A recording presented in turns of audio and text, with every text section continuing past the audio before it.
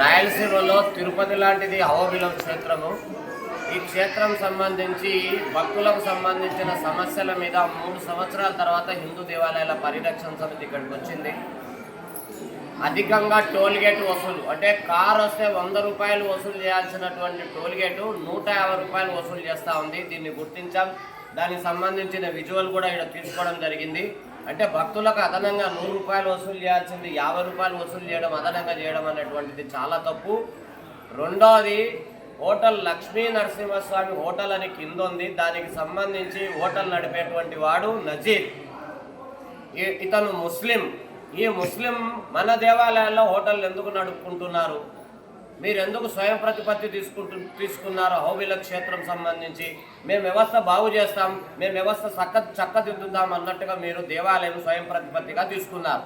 కానీ నజీర్ అన్నటువంటి వ్యక్తి ఇక్కడ అన్నప్రసాదం పెట్టేటువంటి ఆర్యవైశ్య సత్రం అయితేనేమి, ఒకట క్షత్రియ సంబంధించిన సత్రం అయితేనేమి, బ్రాహ్మణులకు సంబంధించిన సత్రం అయితేనేమి, వాళ్ళందరూ భయపడుతున్నారు. 3 గంటలకే మేము ముయ్యకపోతే వాళ్ళు మమ్మల్ని అరుస్తారు అంటున్నారు. వాళ్ళు ఎవరు అర్చేదానికి? ఖబర్దార్ నజీర్, నువ్వు ఖాళీ చేయకపోతే ఈడ నాన్ అఫీషియల్గా పెట్టుకొని పాట పాడుకొని అటువంటి వ్యక్తులు చేయకుండా నజీర్ అనే వ్యక్తి దేవాలయంలో అహోబిల క్షేత్రంలో ఎట్ట నడుపుతున్నావు నువ్వు? ఇది పీఠాధిపతి గమనించాలి, అహోబిల క్షేత్ర పీఠాధిపతి గమనించాలి, మేనేజర్ గమనించాలి. మేనేజర్ గమనించలేకపోతే ఈ క్షేత్రం 6D పరిధి, అంటే మంత్రాలయంలో ఏ విధంగా ఉంది క్షేత్రము, ఆ విధంగా ఈ అహోబిల క్షేత్రం కూడా 6D పరిధిలోకి ఖచ్చితంగా తీసుకొస్తాం. అప్పుడు ఎండోమెంట్ సంబంధించిన మేనేజర్ వస్తాడు, అన్నిటికీ పరిష్కారం జరుగుతుంది.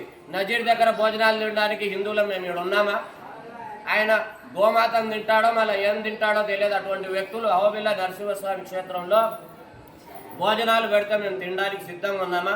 3 గంటలకు ఒకసారి ఈసారి ముయ్యిచ్చి నువ్వు చెయ్యి, ఈసారి 3 గంటలకు ఎవరికన్నా సరే ముయ్యి అని చెప్పి నువ్వు చెప్పు, మీ వాళ్ళు చెప్పి చూడమను. ఆ రోజు మరుసటి రోజు మేము ఏ విధంగా ఈ యొక్క దేవాలయ వ్యవస్థను బాగు చేస్తామో హిందూ దేవాలయాల పరిరక్షణ సమితి చూస్తుంది. ఇంతకుముందు ఈ దేవాలయంలో ఇట్లే తమాషాలు చేస్తున్నటువంటి ఎండోమెంట్లో ఉన్నప్పుడు నర్సయ్యను డిస్మిస్ చేయించింది హిందూ దేవాలయాల పరిరక్షణ సమితి.